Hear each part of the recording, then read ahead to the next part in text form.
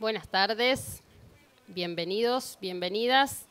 Vamos a dar inicio a esta presentación tan esperada por nosotros, por nosotras, por todos nosotros, porque es la presentación del último libro de un compañero, de un maestro, de un referente para quienes estamos aquí y para Latinoamérica entera, pero además es el primer momento, la primera actividad de un programa muy rico, muy variado y realmente también creemos muy valioso de lo que es el primer encuentro internacional Comunicación, Política y Poder en el siglo XXI, evento que va a desarrollarse los próximos días en el Centro Cultural Kirchner, en el marco de los 10 años, los primeros 10 años, como gustan decir el director y la directora de Nodal, los primeros 10 años de muchos más, pero que además, sin ninguna duda, representan una síntesis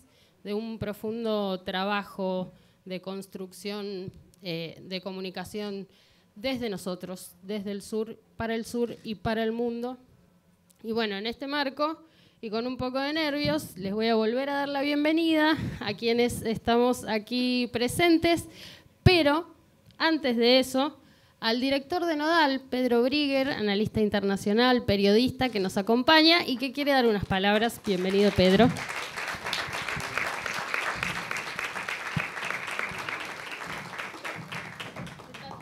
¿Qué tal? Buenas tardes.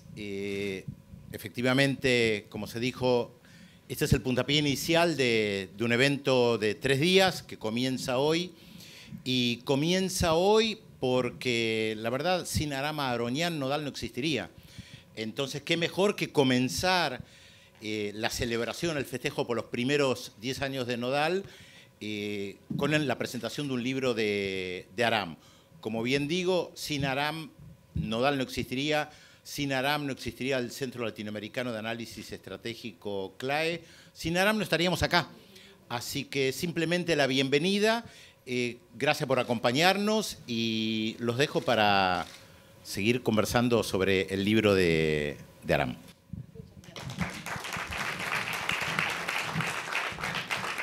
Muchas gracias, Pedro. Realmente, Nodal no existiría sin él tampoco. Bueno, sin más preámbulo, entonces voy a comenzar presentando a los oradores, la oradora. Estamos en presencia de nuestro querido Aram Aaronian. Él es periodista de vasta trayectoria en América Latina y el Caribe, comunicólogo y magíster en integración. Nació en Uruguay, no vamos a decir cuándo, pero hace unos pocos y joviales años. No, porque después dice, che, mirá, pero estaba acá escrito. Bueno, el golpe de Estado en su país lo llevó a exiliarse aquí en Buenos Aires, donde trabajó para la prensa extranjera, coordinó el diario Noticias, fue editor y jefe de redacción del diario La Voz y codirector del semanario Miradas al Sur, a su regreso a la Argentina. Fue coordinador gráfico de la Enciclopedia del Humor Latinoamericano en Bogotá, y en 1986 comenzó su largo periodo venezolano como corresponsal de prensa latina. Entre 1989 y 1992 dirigió la internacionalización de la agencia estatal Venpress y el pool de agencias informativas latinoamericanas ASIN. En 1999 dirigió la Agencia Latinoamericana de Información y Análisis Aliados y en el 2002 se encargó de la edición y dirección del mensuario Cuestión y del semanario económico Quantum. Es autor del proyecto, fundador y director general de Telesur. Hoy preside la Fundación para la Integración Latinoamericana, FILA, y dirige el Centro Latinoamericano de Análisis Estratégico, el CLAE. Autor de la novela Con la frente marchita y de la saga de textos sobre comunicación y democracia con títulos como Vernos con nuestros propios ojos, La Internacional del Terror Mediático, El Asesinato de la Verdad y El Progresismo en su laberinto son sus obras editoriales previas a este asesinato de la democracia.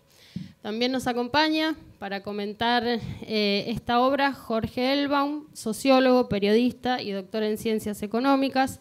Se desempeñó como director ejecutivo de la DAIA, fue embajador de la Cancillería Argentina ante la International Holocaust Remembrance Alliance.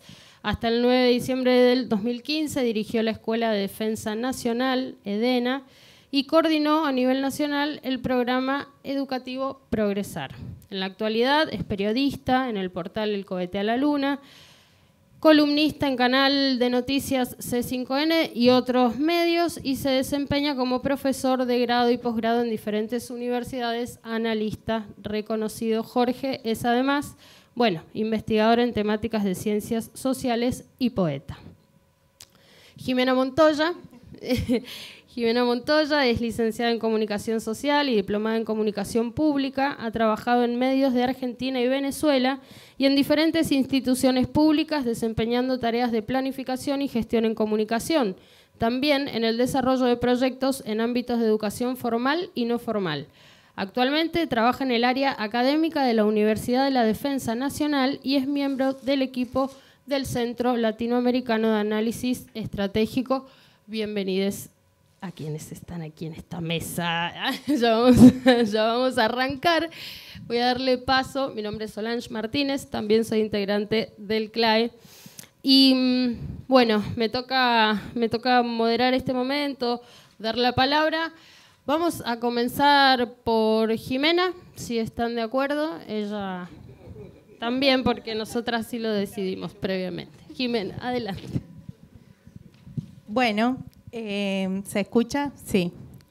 No podemos empezar este encuentro, que Aram nos pidió encarecidamente que sea una charla más que una exposición, sin agradecerle a todos los que están presentes, a Jorge por acompañarnos en las reflexiones que luego vamos a escuchar, a la editorial Sikus por editar este libro, y a quienes tuvieron el coraje de venir a esta cita, aún sabiendo que aquí estamos asistiendo junto con Aram al velorio de un sistema político.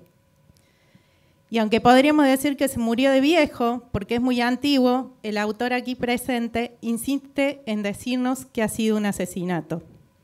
Y lo primero que uno hace cuando se entera de un asesinato es preguntarse por los culpables.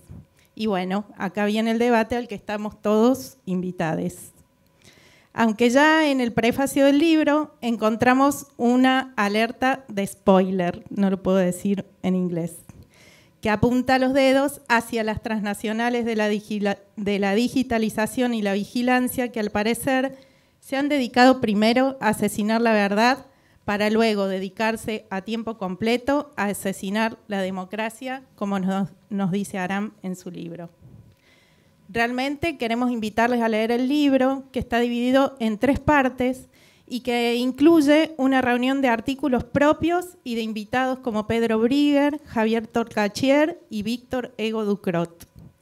En la primera parte vamos a encontrar un recorrido por el pensamiento actual que se ocupa de preguntarse qué pasó con la democracia, un concepto que juzga que está vaciado, devaluado, ultrajado. Y en un vaivén entre la realidad y el deber ser, hace un recorrido por los fenómenos históricos que han ido poco a poco hiriendo de muerte a la democracia. Ya en las primeras páginas, Aram nos avisa que desde sus orígenes es un concepto que no pudo traducirse desde el griego al latín medieval, que el término nunca siguió un camino lineal ni ha podido reducirse a una sola entre las distintas formas en las que ha sido aplicado. Y esto es algo que queremos destacar, que la democracia es un término que ha sido o es, si somos capaces los pueblos de resucitarla, un término en disputa. Aparecen ahí los debates sobre la democracia liberal y, en pocas palabras, la pregunta por si realmente representa la democracia representativa y deja participar la democracia participativa. Algunas pistas nos da este autor con una reflexión sobre las mentiras que nos dijo el liberalismo. Sepan todos, no podemos ser libres si no tenemos condiciones materiales para garantizar el ejercicio de esas libertades. ¿Y cómo se hace esto? Creemos que es la gran pregunta que pareciera que hoy la izquierda, el progresismo, que Aram pone entre las cuerdas en este libro, no ha logrado resolver. El capitalismo viene sufriendo grandes crisis cíclicas y la última, la pandemia, en la que salieron fortalecidas las industrias farmacéuticas y tecnológicas, nos preparó para vivir en un mundo mucho más desigual, pero virtualizado.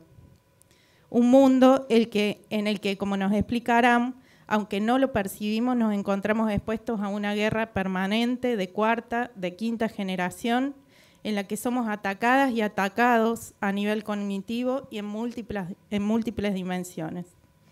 Y según las reflexiones que nos trae Aram, la primera víctima de una guerra es la verdad. Así, las nuevas formas de comunicarnos en este mundo digital de las redes sociales que desplazaron a los medios de comunicación tradicionales operan a partir de diferentes tácticas como la difusión de noticias falsas para la formación de opiniones en la esfera pública, más basadas en emociones, en reacciones afectivas que en los propios hechos. Y la ultraderecha, parece, ha aprendido más rápido que nosotros a utilizar las nuevas herramientas que sirven para interpelar, las noticias falsas y la emocionalidad. Estamos hablando del shitposting, las noticias falsas, la utilización del lenguaje directo, apelando a la indignación, la simplificación del lenguaje, los llamados a la acción directa, las fábricas de trolls, el doxeo, que es el asedio permanente y la exposición pública, los influencers. Bueno, todas estas son algunas de las tácticas que se utilizan en la construcción de matices.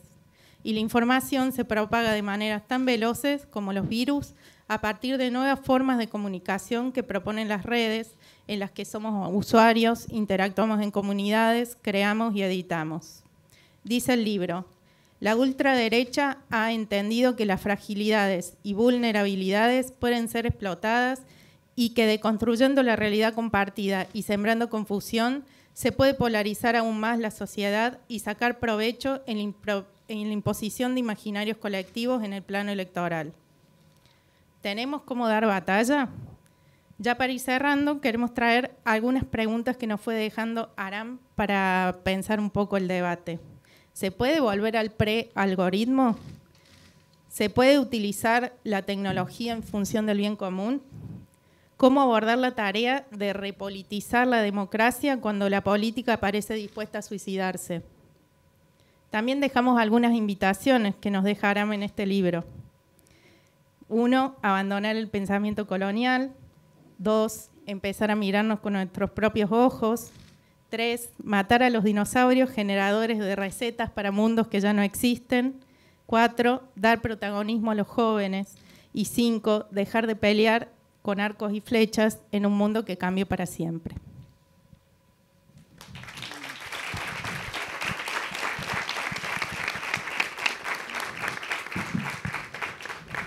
Bueno, Jorge, te invitamos entonces a continuar.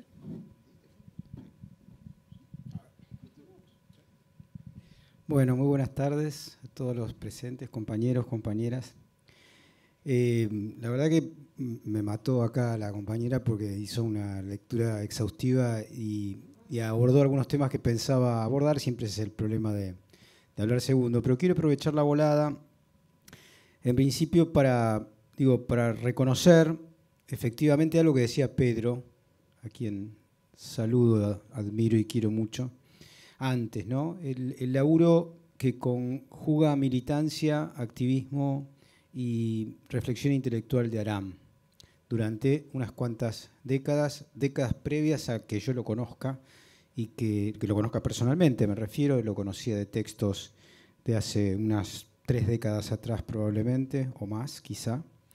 Pero Aram junto con Pedro han hecho un gran equipo, han fundado un portal que es clave y que sigue siendo imprescindible para todos aquellos que tenemos como punto de partida a América Latina para pensar el mundo y la realidad. Pensar desde América Latina la realidad es una tarea que se hace desde Nodal y que obviamente tiene como su factotum inicial, como bien decía Pedro, Aram, y eso es una tarea ímproba y que realmente merece reconocimiento y un gran homenaje.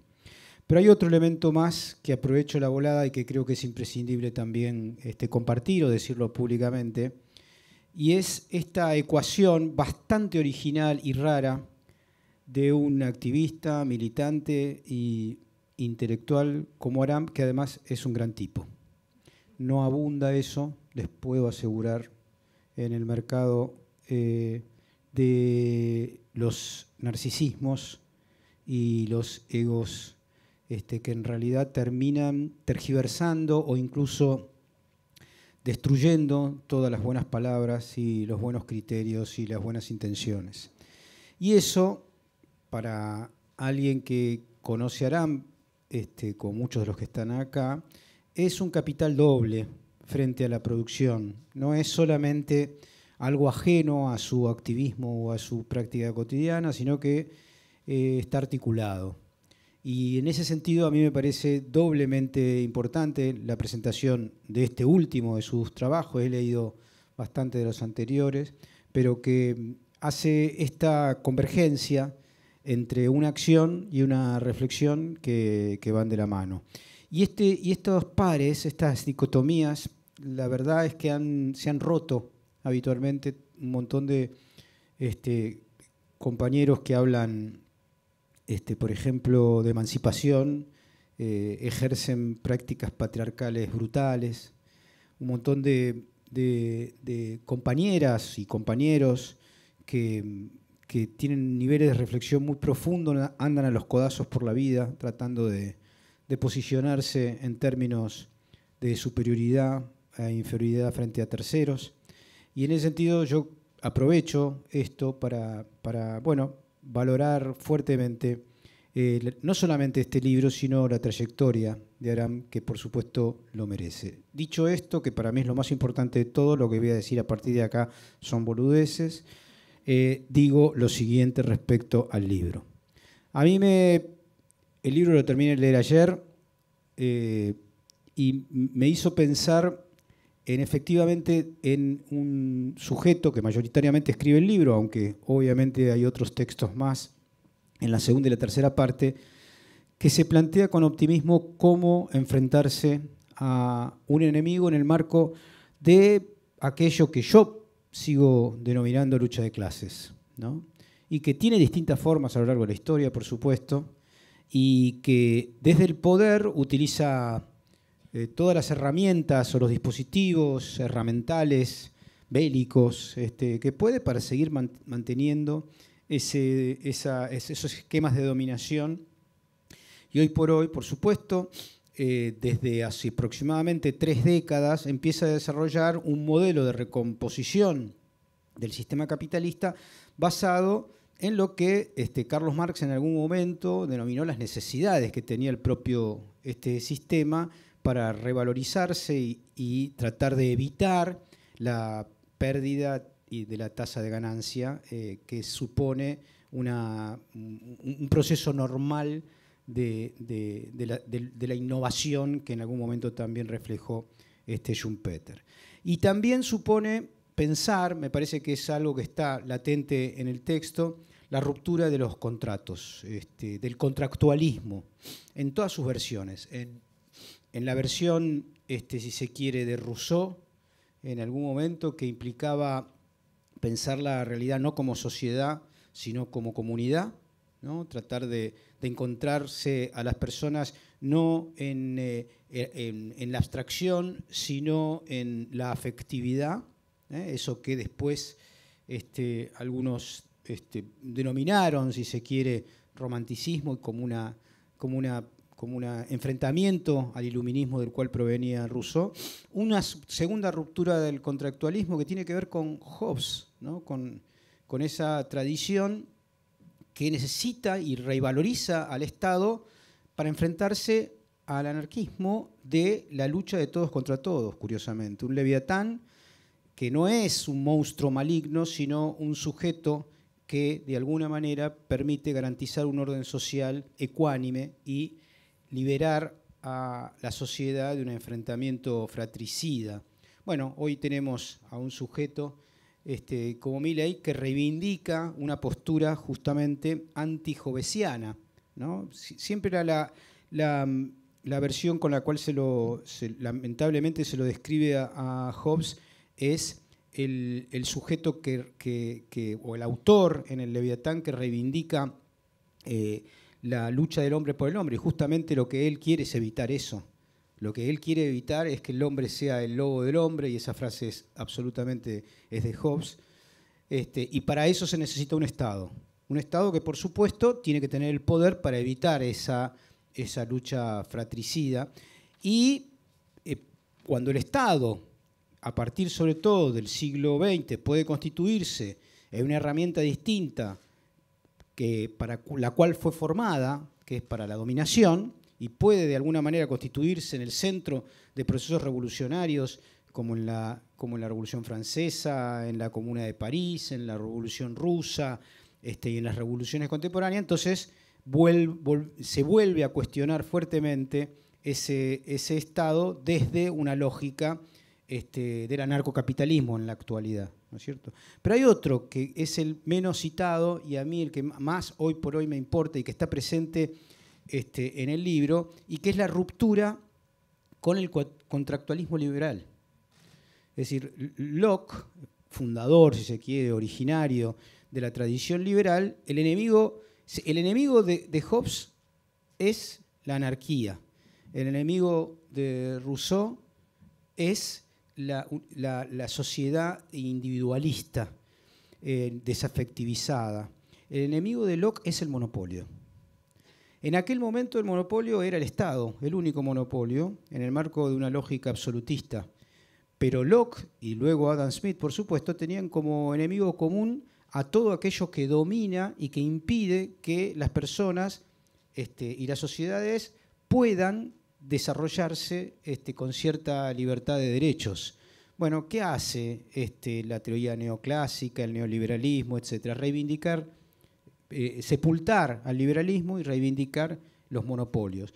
Los monopolios que se citan y se analizan, sobre todo en la primera parte del libro, en formato de construcción de universos simbólicos y de discursividad digitalizada, ¿no? Eso es una lógica monopólica que controla o trata de orientar en términos de algoritmo y en términos de discurso y en términos de sentido común y en términos de selección de lo decible, la cabeza de la especie humana. Bueno, la realidad es que no hay nada más antiliberal, anti-Locke, anti-Adam Smith, que los modelos de la Big Five, ¿no? De las 5 grandes, que no son del buen humor precisamente, y que tienen que ver con... Es un chiste que entiende gente de nuestra... Le pido disculpas a los chicos. Sí. No, y creo que por supuesto estamos enfrentados, paradójicamente, lo voy a decir, y provocadoramente, porque por supuesto no es la teoría que a mí me simpatiza, la liberal, pero estamos enfrentados a aquellos que defienden los monopolios. Y que como Milei y compañía, y Trump y Bolsonaro, etcétera, necesitan para esa defensa un herramental bélico muy poderoso. Voy terminando con esto. Acá hay una guerra, a los chinos les llaman guerra total, los norteamericanos le llamaron, los estadounidenses, guerra híbrida. El enfrentamiento es una forma actual de la lucha de clases que supone básicamente una orientación creciente, transnacionalizada de los monopolios contra la sociedad. Y es una lucha por la sobrevivencia de la especie. A diferencia de otros momentos de la lucha de clase, esto lo dijo muy claramente Fidel hace unos 20 años y lo repetía. Ahora el resultado del enfrentamiento de esta lucha no solamente es la posibilidad de genocidios, sino obviamente también la desaparición de la especie. Frente a esto, para no caer en un pesimismo con el cual no coincido, por supuesto, hay muchas posibilidades de enfrentamiento. Hay en este momento partes de esa guerra que se están dando en distintas partes del mundo en la cual esta lógica de un Estado anarquizado, anti-Hobbes, etcétera, está perdiendo la batalla. Rusia le está ganando la guerra a 40 países del mundo casi en soledad. China está ganando la guerra de la producción mercantil, material y diplomática en términos de una creciente influencia global. Y frente a este cambio de mundo, nosotros desde América Latina tenemos que repensarnos, y creo que el aporte que hace Aram junto con los otros colaboradores del libro van en esa dirección. Saludo y me pone muy contento por Aram la presentación de este libro, y le agradezco también la invitación. Muchísimas gracias. Muchas gracias, Jorge. Y ahora sí, a quien vinimos a escuchar, como siempre. ¿Qué? ¿No tiene volumen? Sí. Sí, adelante, Aram. Queremos oírte. Buenas noches. Muy contento por la gurizada presente, por la gente joven. Creo que una de las cosas fundamentales es poder hablar, discutir, debatir con ustedes. También, antes que me olvido de todo, así que no se preocupen, antes que me olvide, un reconocimiento a todos de los coautores del libro, a Pedro Brigger y a Víctor Hugo Ducrot, aquí presentes también. Pero sobre todo quiero dejar en claro una promesa que espero cumplir. Este libro es el final de la saga de los libros que tanto nombraste ahí antes, que empezaron, si no me equivoco, por el año 2006 con un Vernos con nuestros propios ojos, que era más o menos la base con la que fuimos construyendo eso que luego se llamó Telesur. O sea, era necesario vernos con nuestros propios ojos, porque nos veíamos con ojos extranjeros. Para la televisión y para los medios éramos todos rubios, altos y de ojos celestes, y no éramos campesinos, indios, negros, como es nuestras sociedades latinoamericanas y caribeñas. Entonces por ahí empezamos a vernos con nuestros propios ojos, a la necesidad de vernos con nuestros propios ojos. Hace más de 500 años llegaron las carabelas, nos cambiaron la riqueza por espejitos, siguen haciéndolo, ya no vienen carabelas, ya van con transacciones digitales, pero es exactamente lo mismo. Y es peor, ahora nos manda la gente para decirnos cómo tenemos que pensar, qué es lo que tenemos que pensar y qué es lo que tenemos que decir. Y no importa que tengamos un 40% de pobreza, de que haya millones de gente que se está muriendo de hambre en América Latina. Es un ejemplo, porque en el mundo hay muchos más. Creo que es hora de profundizar un poquito todos estos temas y analizar, que es el eje de todo esto, qué culpa tiene qué culpa tiene la comunicación en todo esto.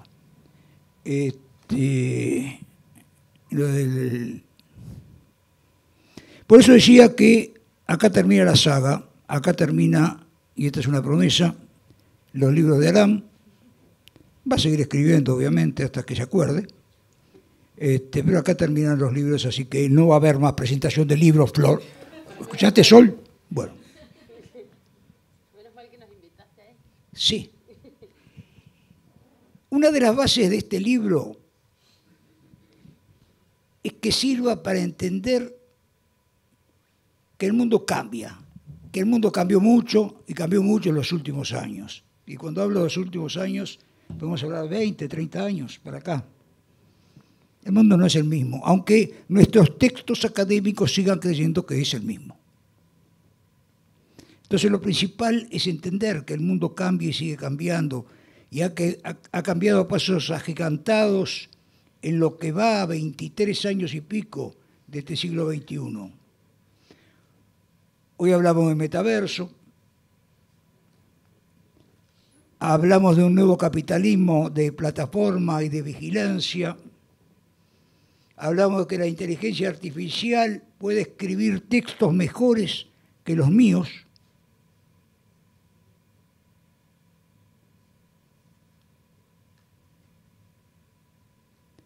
pero nosotros en general, y cuando hablo de nosotros hablo del campo popular, nos arrinconamos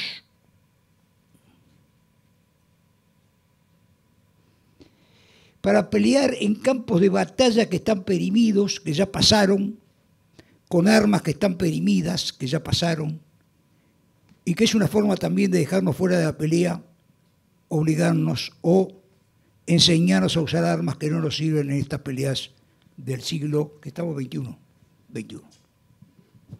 No sé cómo vos venís tan lejos.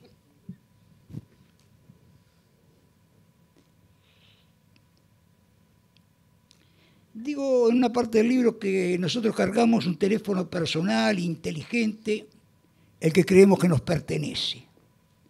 Pero cuidado, no es nada menos personal que el teléfono personal. El maldito algoritmo está allí agazapado y poco a poco el celular se va apropiando de nosotros, nos pide la huella digital, mientras realiza nuestro reconocimiento facial. Nos vigila todo el día y la noche también. Entonces, quizás recordemos algo llamado libertad, otra cosa llamada intimidad, esa que fuimos perdiendo mientras el gran hermano y toda su familia nos vigilan cada paso que damos.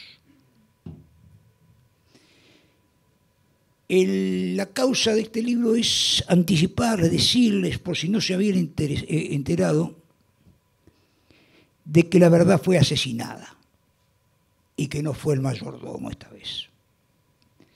La primera víctima de toda guerra es la verdad. Desde la invasión a Irak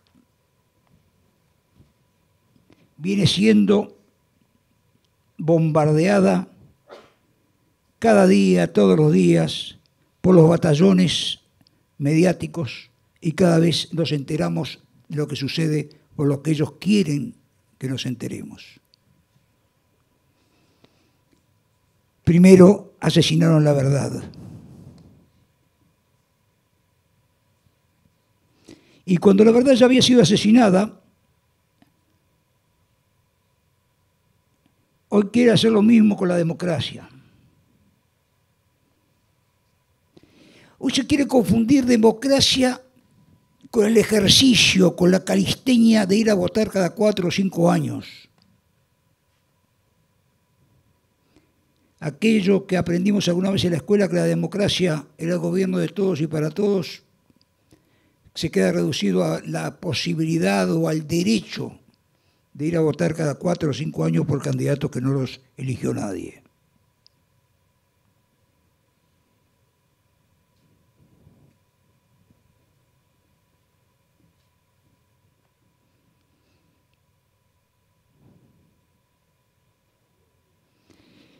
El problema es no solo que hayan asesinado la democracia o que la estén asesinando, sino que antes de asesinarla,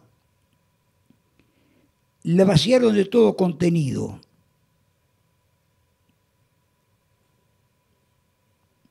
Perdió todo lo verdaderamente rescatable para poder hacer frente a la gobernanza, a la gobernabilidad y la vida de nuestras naciones.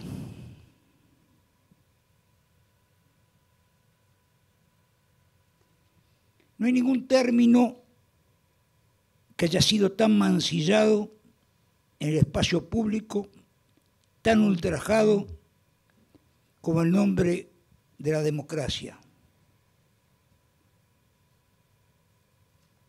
Mientras gran parte de las poblaciones eran colonizadas por mensajes que en nombre de la democracia hablaban todo lo contrario de lo que pudiera ser la democracia. Y así los grandes batallones en esta guerra mediática fueron imponiendo su verdad mediática, que tiene poco que ver con la verdad verdadera, repitiendo por redes sociales, por televisión, por radio, por TikTok, por todos los medios posibles, esa forma de mancillar, ultrajar y denostar lo que hasta hace poco creíamos que era democracia. Cuando a veces me encuentro perdido, estoy escribiendo a altas horas de la noche, de la madrugada, cuando el café todavía sirve,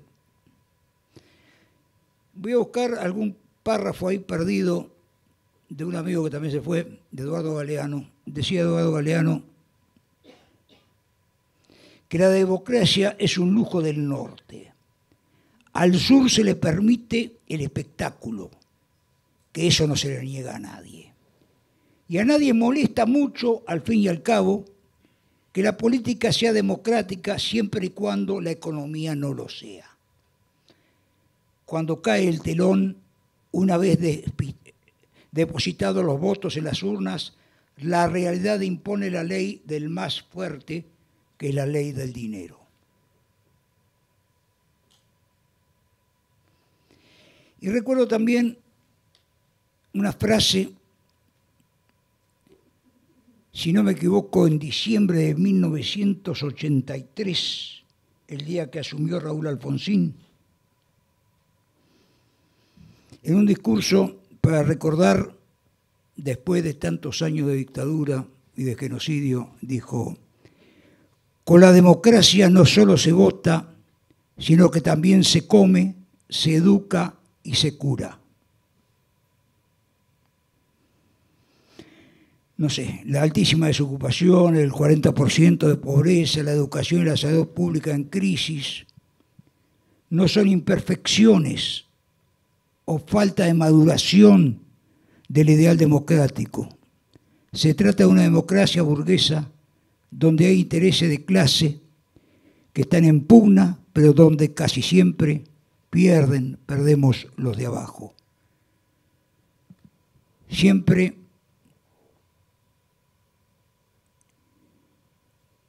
les digo a los muchachos cuando hacemos algún encuentro con jóvenes, o hacíamos,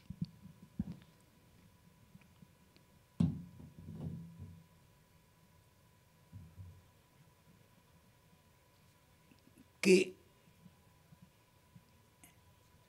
no hay forma de revertir esto sin tener las ideas claras, sin saber de qué se trata, sin saber para qué se lucha, por qué se lucha. Si no es un ejercicio solamente que no lleva a ningún lugar. Había una frasecita que me gustaba mucho y que decía que lo único que se construye desde arriba es un pozo. La construcción se hace desde abajo. La construcción se hace codo con codo. La construcción se hace desde abajo. Lo único que se construye desde arriba es un pozo. Y como es un pozo, seguramente se caiga. Y para terminar, antes que empiece el bombardeo, después de escribir estos libros, después de dar charlas, después de recorrer algunos países, algunas universidades,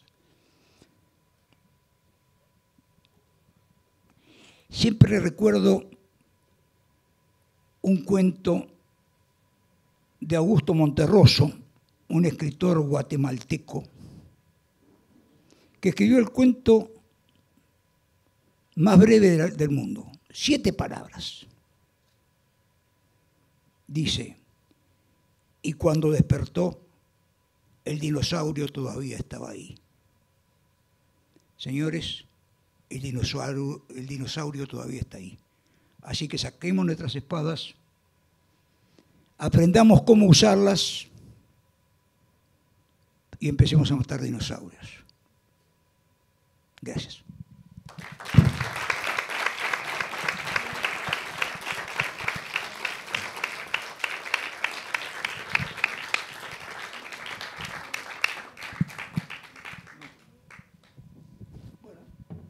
Bueno, qué difícil hablar después de Aram, pero vamos a conversar porque sí, hemos venido a eso, ¿no? Y también un poco...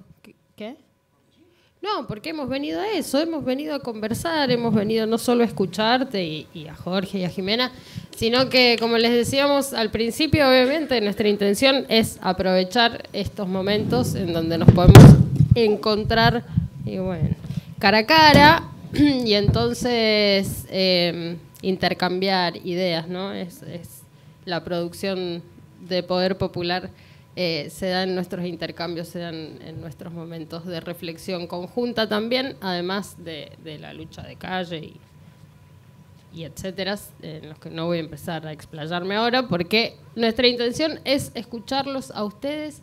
Si tienen alguna pregunta, alguna intervención, nosotras realmente tenemos algunos ejes que recuperamos del libro, y de nuestros debates, de nuestras conversaciones con Aram también, en relación a la democracia liberal y la concentración económica, en relación a la crisis de la representatividad de los partidos políticos tradicionales.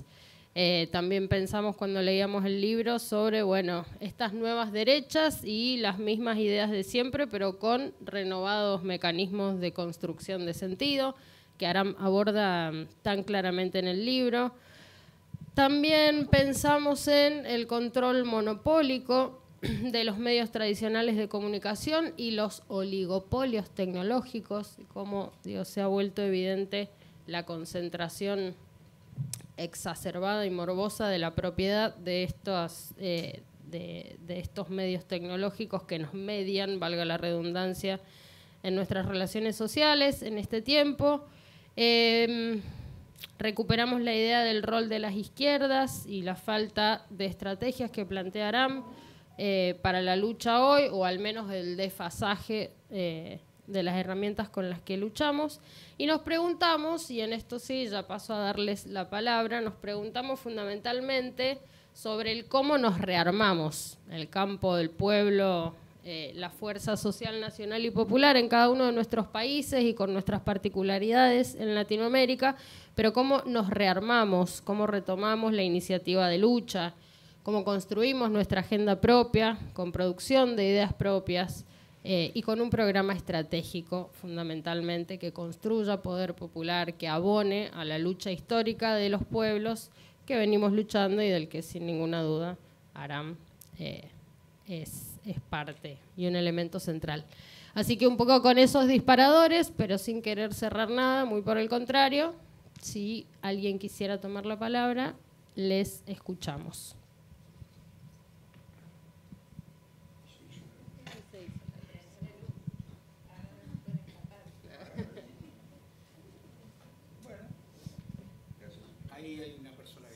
Sí hay, por supuesto. Adelante.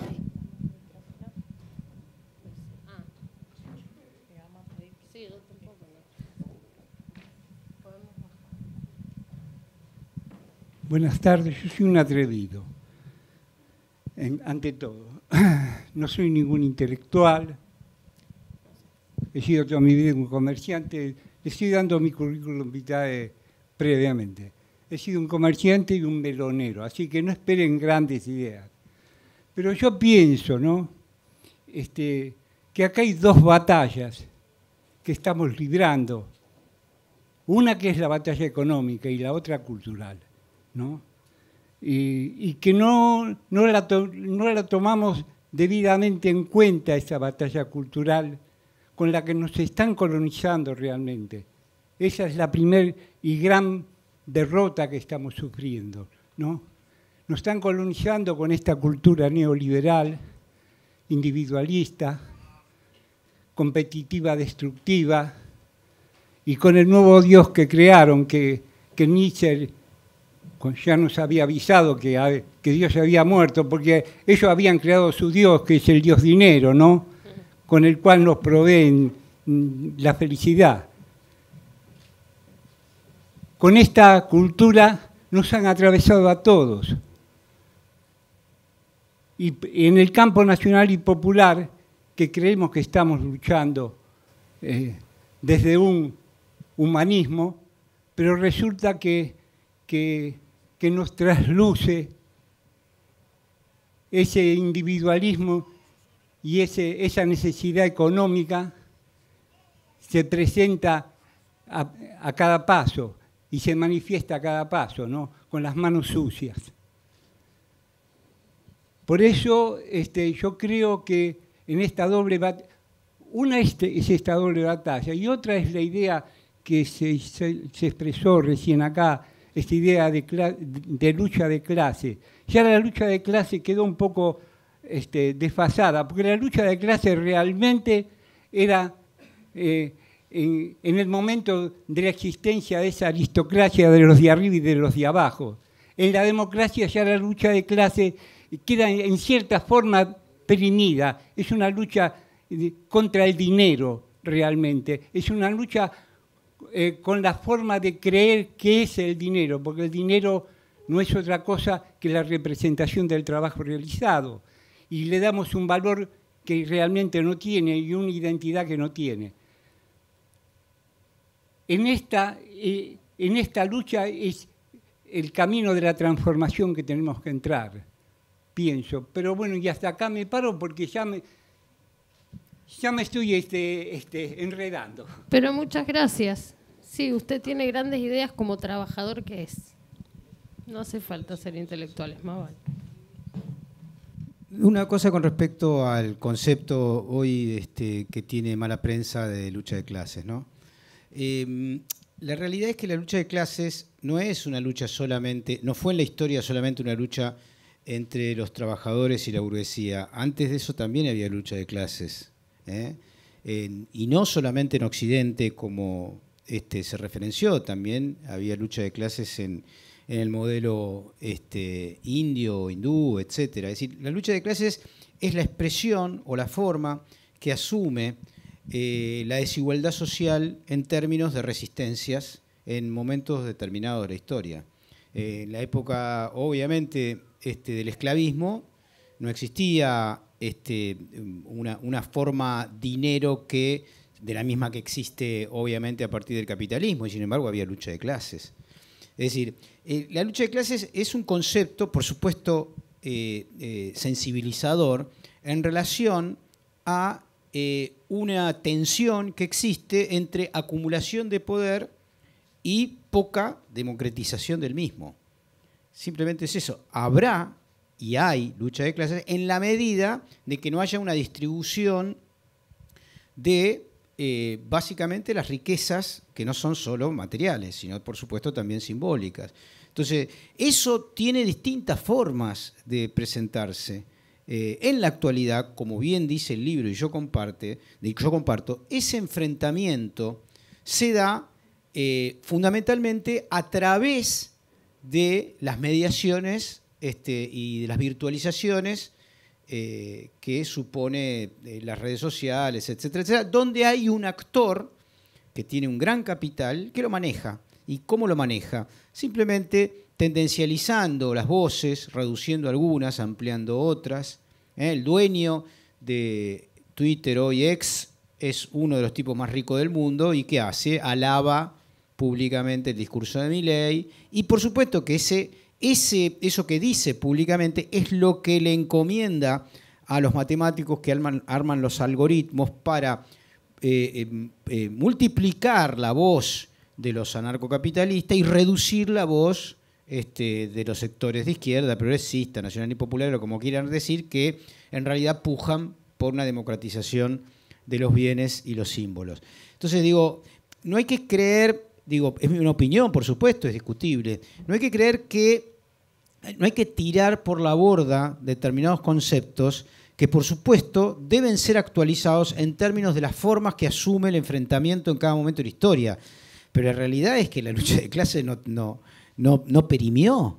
No es que nosotros vemos algo en la actualidad ajeno a ese enfrentamiento, sino que ese enfrentamiento asume momentos más álgidos y menos álgidos y sobre todo asume momentos en donde algunos de los actores tienen más conciencia de esa lucha y otros momentos en que no la tienen.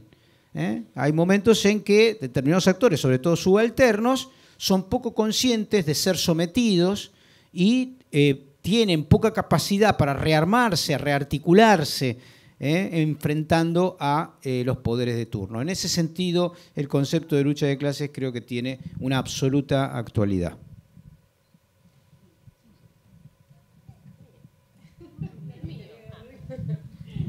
Irina. Ha venido un bebé, una bebé, hija de Matías y Lina. Bienvenidos. ¿Alguien más quisiera tomar la palabra? ¿Alguna intervención? ¿Alguna pregunta? Vamos, anímense, que está acá Araunian para nosotros y nosotras.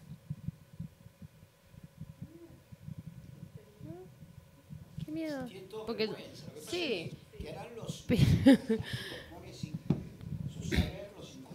Serán las luces y la altura en la que estamos, pero en realidad no, siempre estamos debatiendo. Bueno, ya hay dos. Enseguida, a ver, adelante. O si hablas fuerte, capaz se escucha. Ah, no, sí. Gracias, Ari.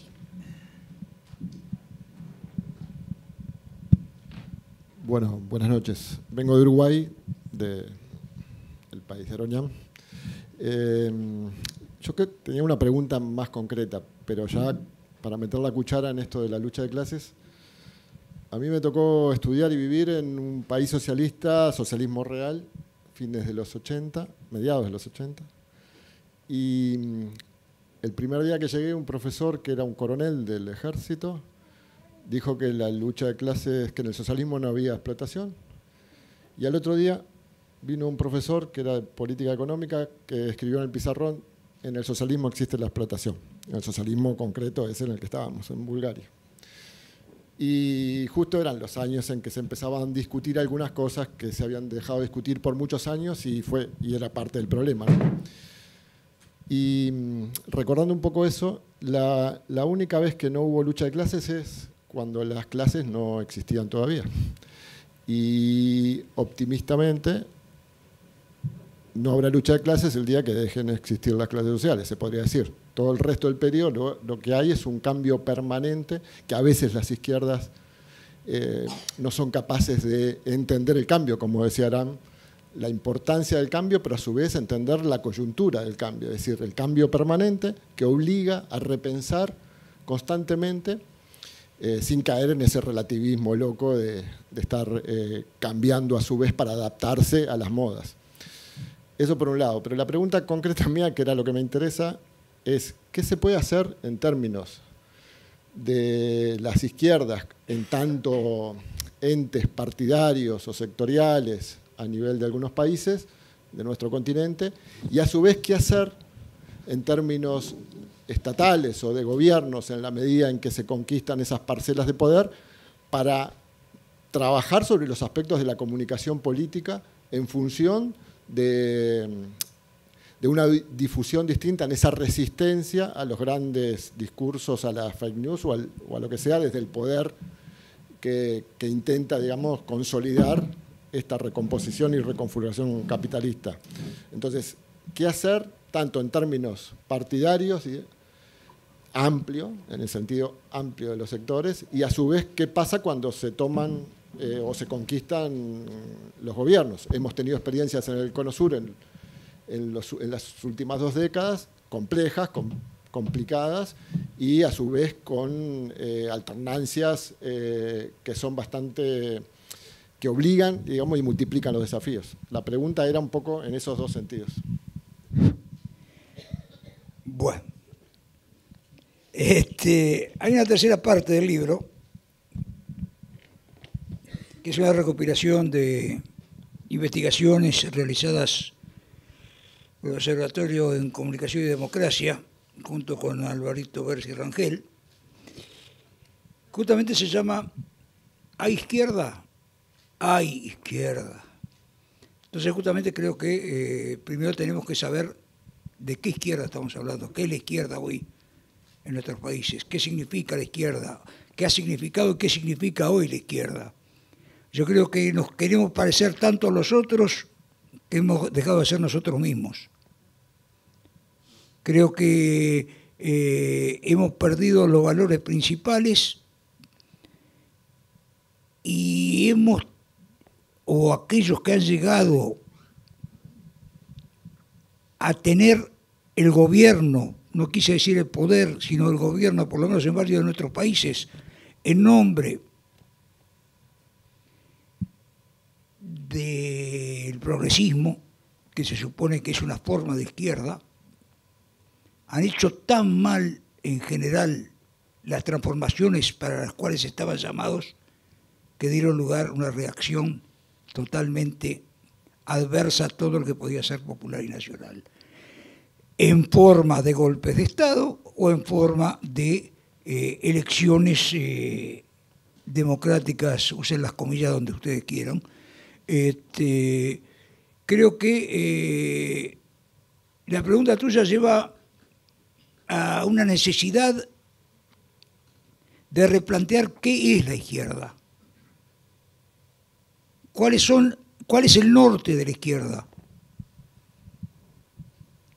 Porque a nosotros nos venden progresismo, nos venden izquierda, nos venden el mundo posible. Hoy hablaba de aquellos que nos regalaban espejitos de colores para llevarse todas nuestras riquezas. Bueno, hoy seguimos creyendo que la izquierda europea es lo mismo que la izquierda latinoamericana, que Europa es igual que nosotros, que Estados Unidos es igual que nosotros. O sea, creo que no hay una autocrítica de lo que han sido los gobiernos progresistas, los gobiernos de izquierda en nuestros países. Y obviamente el triunfo de una coalición de derecha liderada por un lacayito da la idea más fuerte del fracaso que han sido para lo que es la comprensión del pueblo los gobiernos sucesivos, 15 años de gobierno del Frente Amplio, por ejemplo del Uruguay. Tenemos que, lo que sucedió en Ecuador, si querés, vayamos un poquito a la Argentina. Y así podemos tener una cantidad de ejemplos donde la izquierda tendría que estar reivindicando lo que es la integración latinoamericana, la integración de los pueblos, no la reunión de presidentes, que eso no es integración. Ese es el club del whisky. Creo que la izquierda latinoamericana o la izquierda de nuestro país tendría que pensar realmente qué quiere, qué se propone, cómo se propone enamorar a la gente otra vez. La base, digamos, de la izquierda uruguaya sigue siendo la central obrera. En nuestros países cada vez hay menos obreros, cada vez hay menos trabajadores, cada vez hay más desocupados, cada vez hay más gente que no tiene trabajo totalmente parcial. Esas nuevas realidades son las que tenemos que tomar en cuenta para poder ver hacia adelante y para poder ver si desde la izquierda se puede hacer alguna propuesta democrática para cambiar el curso de nuestras sociedades y de nuestros pueblos. Que no es solamente una figura que después termina de alguna forma negociando en un parlamento sus ideas, o por esto, por lo otro, yo estoy del voto para esto, vos me das el voto para lo otro. Creo que hay una falta de decisión de la dirigencia progresista, de izquierda, o lo que quiera llamar en América Latina, como para llevar adelante cambios estructurales que tengan que ver con el bienestar y con el futuro de nuestros pueblos. Lo demás es cháchara, lo demás es verso, lo demás es salte tú que me pongo yo.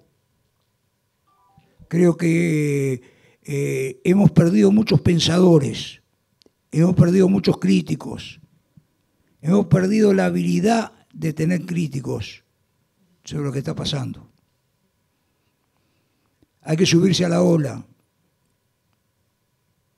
y dejamos de lado lo que es la crítica, lo que podía ser y que podría ayudar a crecer lo que es una idea de cambio, una idea de un futuro para todos y no un futuro para una élite o un futuro para pequeñas castas.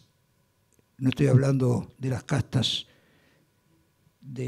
a las cuales se refiere tu amigo, sino estoy hablando de esas castas políticas que se van formando y que además hay muchos dirigentes de izquierda que forman parte de esas castas que se van renovando en los parlamentos, en los gobiernos y demás. O sea, no es gobierno para el pueblo, sino en nombre del pueblo.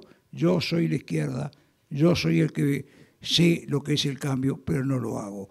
Por eso hay cambios o diferencias grandes. Ahí está justamente un libro del 2017 que se llama El progresismo en su laberinto, que habla justamente de todo eso, o sea, de lo que son la falta de ponerle quinta velocidad, cuarta y quinta velocidad a los cambios que se están haciendo y terminar atrapados, ya está, ya corto. Y terminar atrapados en la vorágine de lo que el enemigo quiere. Creo que el problema nace o empieza por una autocrítica, por tener las cosas claras y por tener en cuenta directamente a quién queremos favorecer, no qué negocio queremos hacer o con qué queremos quedar bien. Creo que hemos perdido el norte. Creo que aquella ola que nos llenó de esperanzas por los años 2007, 2008, 2010, 2012, hasta ahí llegó, creo. Despertó también, en esa tibieza de los cambios propuestos, despertó también la reconquista de la derecha, que vino con todo, y que vino sobre todo en base a estas nuevas guerras de cuarta y quinta generación, donde ya no hace falta, o sea, hace falta otro tipo de armas, que son estas armas digitales, estas armas de la comunicación, estas armas para llegar acá y acá. O sea, no necesita matar a la gente si lo mata por dentro. Le va insuflando las ideas que necesita insuflarle. Creo que lo más dramático, yendo para atrás, y si revisamos los ministros de comunicación o voceros de los gobiernos progresistas en América Latina, no hay nadie que tuviera la menor idea de qué se trataba la guerra comunicacional.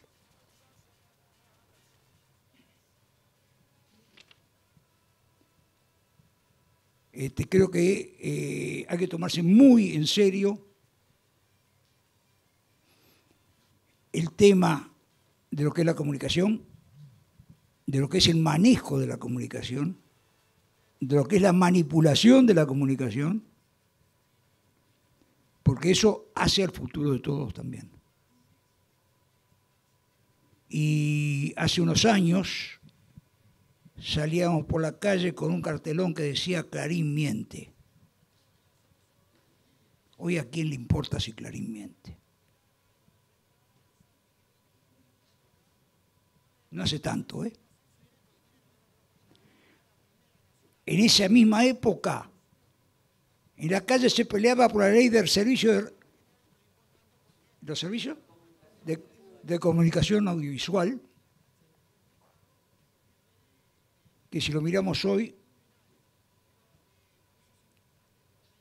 la realidad le pasó por encima también, y la tibieza de nuestros gobiernos también le pasó por encima antes.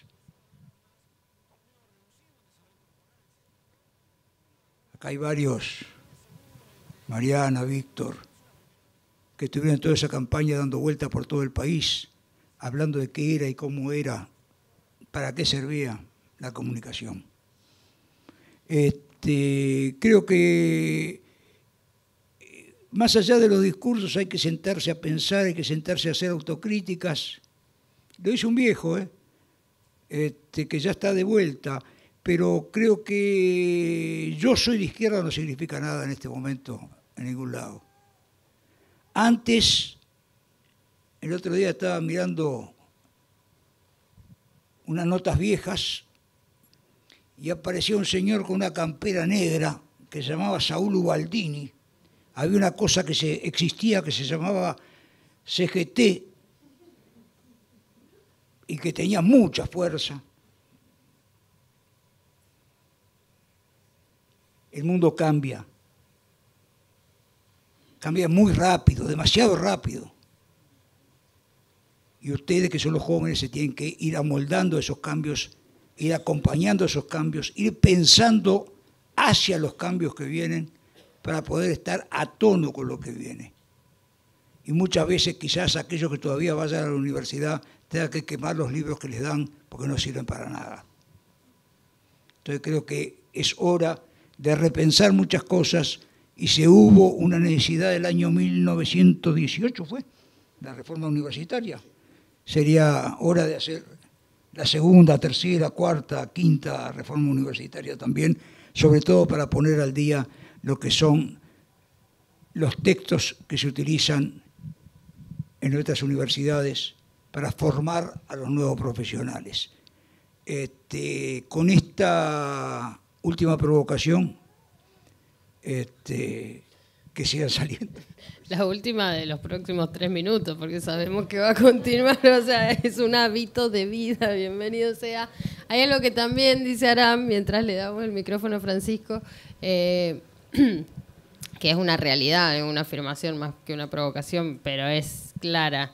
Estamos en guerra, en plena batalla de ideas, y a veces no nos damos cuenta. Así que bueno, bienvenido sea el intercambio, continuemos. Muy buenas noches, ya me presentaba la compañera Sol. Mi nombre es Francisco Tupac, yo soy de Bolivia. Justamente me atravesó mucho como el panel en general y el tema desde el título, básicamente porque lo que decías en tu última intervención me parecía muy, muy interesante. Yo vengo de un país donde no solo se mató a la democracia en tanto verdad, en tanto distribución y desigualdad económica, sino que también se la mató en el sentido de que solo votamos para elegir, o sea, solo si gana el candidato que ciertas personas quieren, hay elecciones. Y cuando no gana el candidato de la derecha, cuando no gana el candidato de las élites, entonces no hay elecciones, ¿no? Y ahí en un sentido todavía más vacuo, digamos, ¿no?, de lo que es la democracia en el sistema político. Y como que ahí me anoté 2 preguntas que, bueno, como que la lanzo a todo el panel y quien quiera tomarla, buenísimo, por lo menos a mí me ayudaría mucho saber sus opiniones. Decían, bueno, el título de la exposición es El asesinato de la democracia y partieron de eso y como que mi pregunta... Perdón, estoy un poco nervioso. Mi pregunta es, si la democracia ha muerto, o sea, en este sentido amplio que decíamos, y en un sentido político donde ya no es suficiente, en un sentido económico donde no se está gestando, y en un sentido mediático y comunicacional, entonces nuestra lucha consiste en reconstruir esa democracia. Esa es como una primera pregunta. Porque siento que como que la dan por muerta, pero es como que lo dejan ahí, o sea, como que bueno, aquí está muerto, digamos, y ya está, digamos, ¿no? La segunda pregunta que tengo es, que iba con el final de la intervención de Aram, que como que convocaba a la gente, a los jóvenes, a changos de mi edad, yo tengo ahorita 24 años, como a dar esa lucha, a sacar esas espadas, ¿no?, y a pelear contra esos dinosaurios.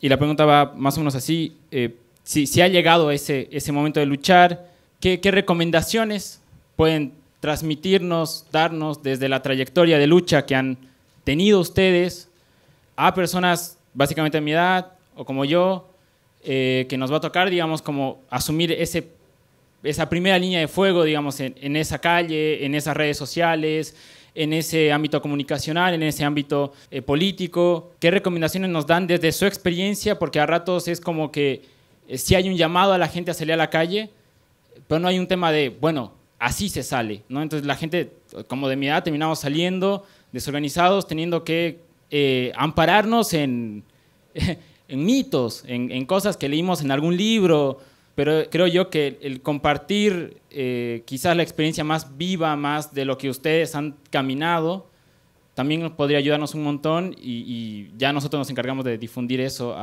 en TikToks y en Reels y todas esas cosas que ahora consumen los jóvenes. Pero sí, esas dos preguntas, si no fuera mucha molestia. Gracias, Francisco. Mira, primero con el llamado a matar dinosaurios, no quería decir que empezaran a matar a ninguno de aquellos que tú consideres dinosaurios en Bolivia, sino simplemente entrar a pelear los espacios de poder. En Bolivia se está dando una guerra pacífica o no tan pacífica, fratricida, entre dirigentes de algo que costó mucho organizar, que fue el MAS, con visiones muy distintas que desembocan en lo que tú decías, en el candidato presidencial. Entonces estamos hablando de una guerra de ideas. A mí no me queda claro. La guerra de ideas, o sea, la nueva realidad boliviana quizás nació con la guerra del agua. Y obviamente renació aquel día del 2005 en que Evo Morales fue electo presidente. ¿2005 fue?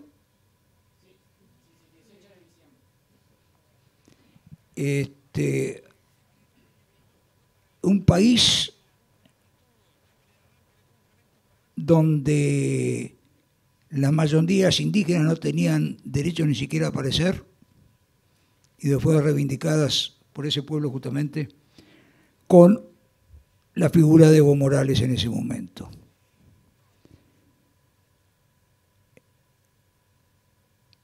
Me acuerdo de esos días y me acuerdo del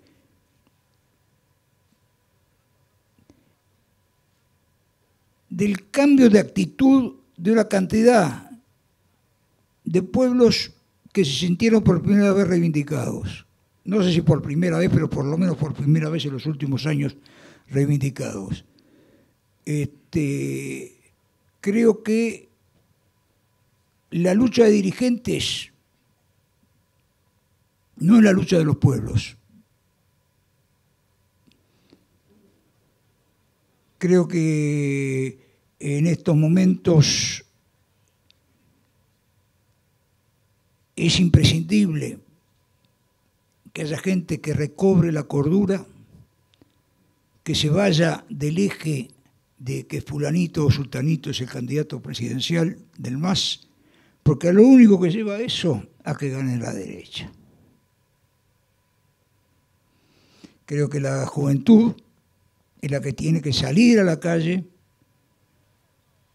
a plantear soluciones a esa crisis de egos, no dije de egos, sino de egos, o de posiciones diversas. Creo que hay un pueblo boliviano que ha crecido mucho, también gracias al golpe, cuando se dieron cuenta de lo que era la reacción de la derecha. Y el llamado es simplemente a que ponerse a discutir y buscar las soluciones o plantear las soluciones a esa gente que no sé cuál es la cantidad de población menor de 30 años que hay en Bolivia, pero creo que debe ser la mitad de la población. ¿Cuánto? 62%, un poquito más de la mitad. Bueno, esa es la gente que tiene que salir a reivindicar lo que le corresponde y dejar un poquito de lado también los viejos dinosaurios que siguen marcando lo que tiene que ser el futuro del país. Y eso también va para varios de nuestros países. quedamos atrapados con viejos dinosaurios, que tuvieron mucho que ver y fueron aplaudidos y serán aplaudidos siempre por lo que hicieron cuando les tocó gobernar, pero que después creyeron que seguían estando en la cresta de la ola y se tenían que mantener ahí. No estoy hablando del PP. Pero creo que a lo que corresponde a los jóvenes es justamente decir, señores, vayan con su peleita a otro lado, acá lo que nosotros queremos es esto y esto.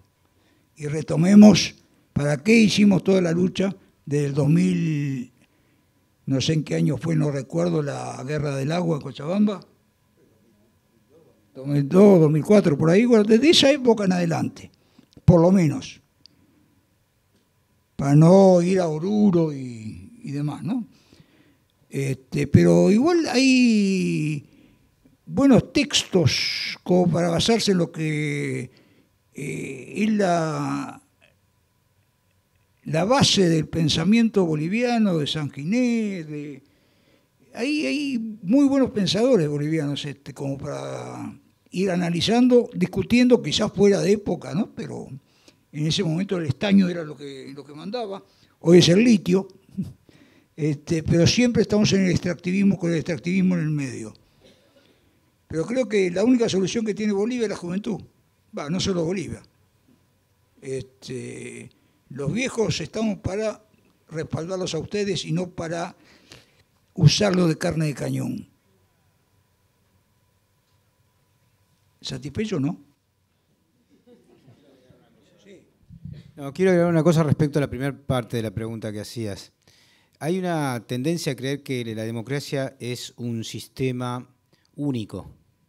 Y no existe la democracia, nunca existió la democracia. Existen democracias plurales, como no existe un feminismo, existen feminismos, existen democracias. Y los pueblos tienen que darse modelos democráticos en el marco de su idiosincrasia, debo decir, porque si no caemos en la tentación media occidentalista de decir, bueno, en China no hay democracia, o en Cuba no hay democracia, o en Venezuela no hay democracia, o en Nicaragua no. Los pueblos se dan la democracia que consideran adecuadas en el marco de las luchas, obviamente, históricas, genéricas, geopolíticas, regionales y también locales. Entonces, no debemos imponer un modelo de democracia que es el que le conviene básicamente a Estados Unidos para irrumpir con su lógica mediática de compra de favores, de compra de dirigentes, de compra de publicidad, de marketing, de compra de modelos económicos, etcétera. Es decir, cuando determinados procesos sociales llevan a instrumentalizar modelos democráticos alternativos a los que le conviene al imperio, generalmente se le suele llamar a eso no democrático. Entonces hay que abrir la cabeza de cara a pensar modelos democráticos que no tienen por qué ser al uso, digamos, acá nosotros en 1853 creamos una constitución que es una copia parcial de la de Estados Unidos. Bueno, no hay nada menos emancipatorio que copiar algo. Cada país, cada sociedad, cada pueblo tiene que construir su modelo en base a su realidad y su historia y autorizarnos a que ese debate suceda y no creernos el hecho de que hay un modelo único que tiene que ser impuesto al resto. Yo creo que tienen que existir muchísimos modelos democráticos diferentes, porque la mente colonial lo que lleva es imponer uno, pero curiosamente aquel que es el que proviene de los países que se ven beneficiados o de los modelos económicos transnacionales que se ven beneficiados con la imposición de ese protectorado o esa lógica supuestamente democrática. La pregunta ahí más retórica, más brutal es, ¿realmente es democrático el hecho de que en la Argentina, por ejemplo, en los últimos 2 años, se haya impuesto a base de horas mediáticas a un descerebrado, desequilibrado mental como Milei? ¿Eso es democrático? ¿Eso es democrático? Un tipo que viene del mundo privado, que nunca activó en su vida, que nunca se comprometió con lo social, que nunca se comprometió con sus coetáneos, que nunca se comprometió con su país. ¿Eso es democracia? Yo realmente no le veo muy poco de democrático a eso. Muy poco democrático. En realidad fue una imposición de las corporaciones en su versión mediática para ampliar la posibilidad de lo decible hacia la derecha en un nado sincronizado con Trump, Bolsonaro, Vox, etc. Bueno, eso no es democracia. Eso es ajeno al concepto, incluso lingüístico, por supuesto, que Aram cita al principio del libro, ¿no? De poder de la gente, poder popular. ¿Qué tiene que ver con el poder de las mayorías, el poder popular?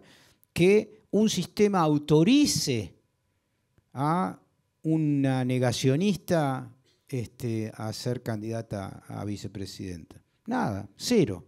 Entonces digo, hay que tener cuidado porque nosotros tenemos una cabeza muy colonizada de creer que la democracia es eso que sucede en algunos países que son curiosamente aquellos países que nos fagocitan. Entonces no hay que copiar esos modelos, hay que construir unos propios y no hay que tener miedo, como no tuvo miedo Venezuela, como no tuvo miedo Cuba. Hay que construir modelos absolutamente alternativos a lo que te imponen y te disponen desde el norte.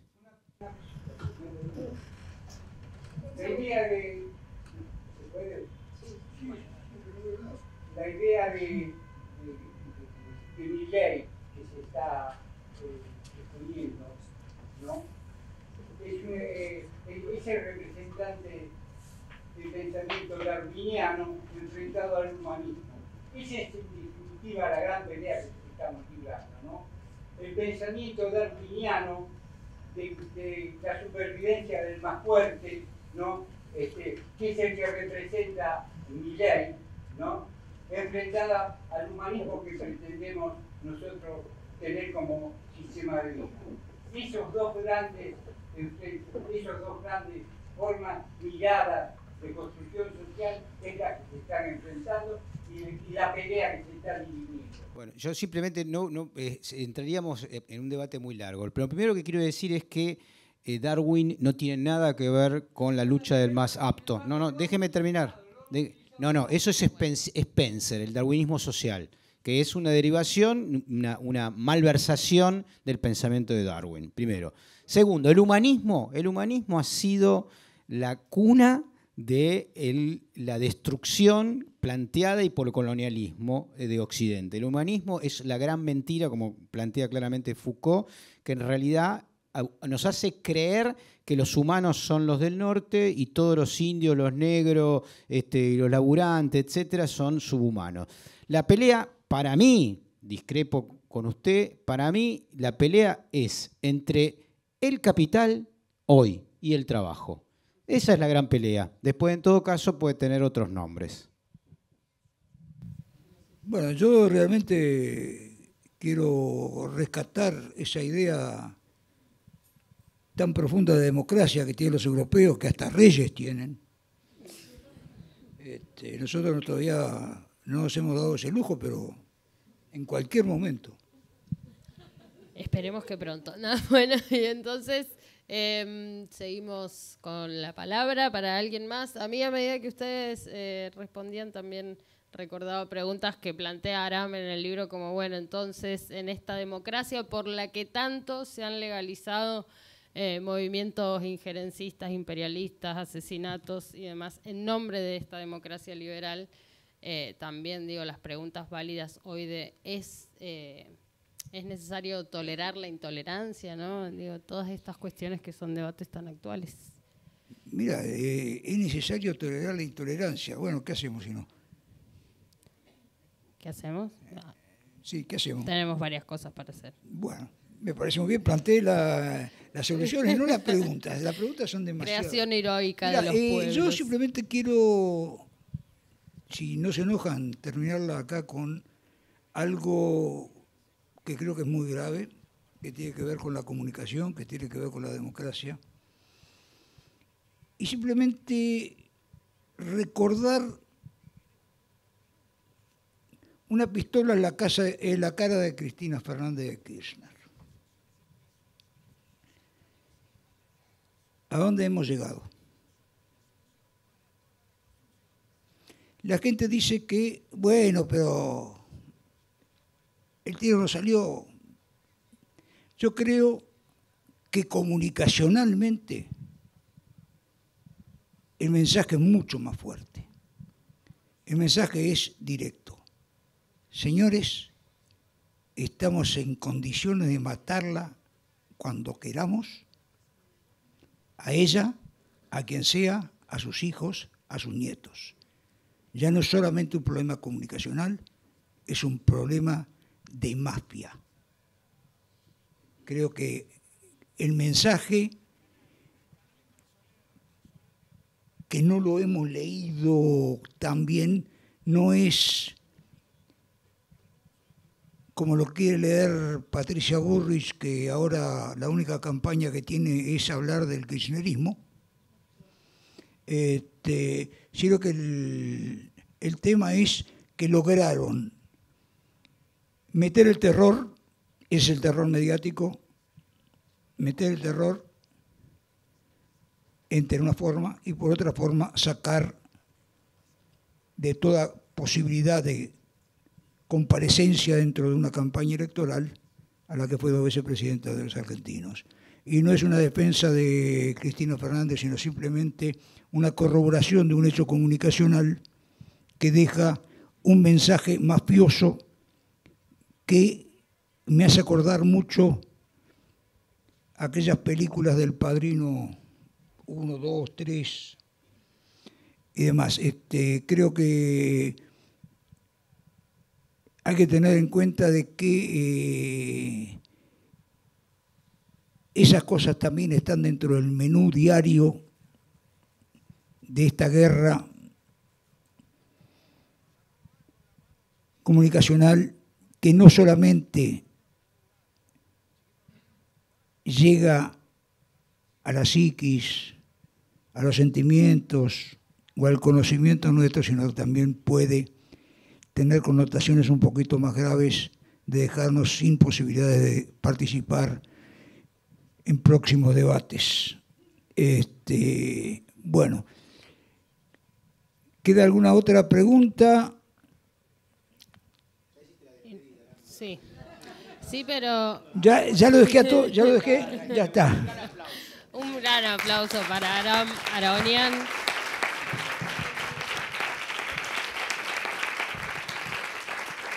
Para su libro, El asesinato de la democracia, para su historia, para lo que hoy representa para nosotros, también por supuesto para Nodal y su aporte permanente. Tenemos un momentito más, una sorpresa para vos, Aram. Queremos darte como corresponde, y para eso vamos a convocar a una compañera que se encuentra en el público, que no la, ahí sí la veo, que está trabajando, pero además de estar trabajando, quiere compartir con vos unas palabras. Ahí está. Aixa, compañera del CLAE. A mí me han hecho los hombres que andan bajo el cielo del mundo, buscan el brillo de la madrugada, cuidan la vida como un fuego. Me han enseñado a defender la luz que canta conmovida, me han traído una esperanza que no basta soñar, y por esa esperanza conozco a mis hermanos. Entonces río contemplando mi apellido, mi rostro en el espejo. Yo sé que no me pertenecen. En ellos ustedes agitan un pañuelo, alargan una mano por la que no estoy solo. En ustedes mi muerte termina de morir. Años futuros que habremos preparado conservarán mi dulce creencia en la ternura. La asamblea del mundo será un niño reunido. Juan Gelman.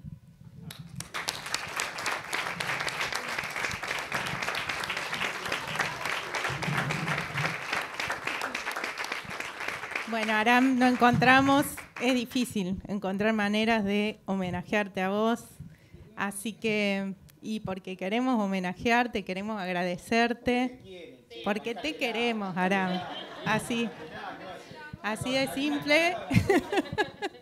Acá estamos del equipo de CLAE, de Nodal, por ahí anda Paula, por ahí anda Matías, tenemos un pequeño regalito, si nos permitís este paréntesis para ponernos nostálgicos, también porque pensamos en vos y pensamos en un periodista, pero sabemos que sos un luchador en ropa de periodista, Aram, así que te hemos traído una pequeña insignia para que la guardes, para que la tengas en tu pared. Es una imagen que se hizo graffiti en las calles de Venezuela. Un proceso político que nos ha dado mucho. Y bueno, queremos entregártelo como un pequeño homenaje también a tu historia, al servicio de una lucha. Y bueno, si querés mostrarlo, la palabra es un arma. Y es para Aram.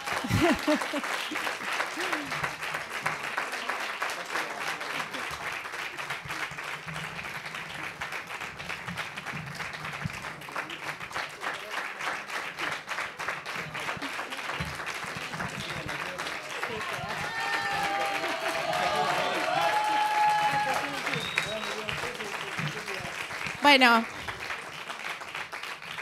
unos últimos regalitos y nos vamos, porque hay gente apurada.